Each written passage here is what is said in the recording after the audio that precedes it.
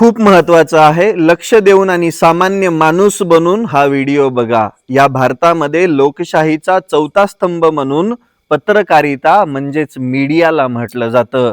पण हा दलाल मीडिया आजकाल सत्ताधाऱ्यांची रखेल झालाय आणि जिथं पैसे भेटेल तिथंच इरवट करायला चाललाय.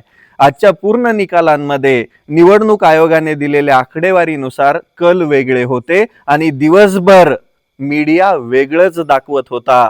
5 वाजेपर्यंत ज्या पक्षाला 131 जागा भेटल्यात त्याच पक्षाच्या जागा डायरेक्ट 110 वर आल्या आणि थोड्या वेळानंतर त्या किती होतील माहित नाही.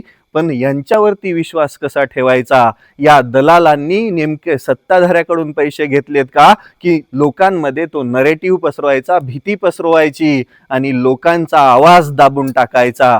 मुळातच या भारतामध्ये लोकशाहीला सगळ्यात मोठा धोका निर्माण झालेला आहे.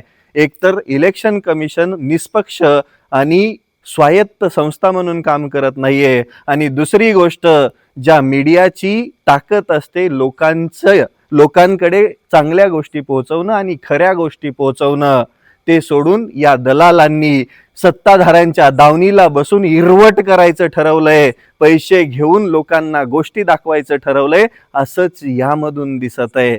विचार करा तुम्ही, सकाळपासून ते आत्तापर्यंत अगदी 1 तासापर्यंत, अर्ध्या तासापर्यंत या महानगरपालिकांच्या निवडणुकांचे निकाल वेगळे होते आणि आता अचानक निकाल बदलायला लागलेत.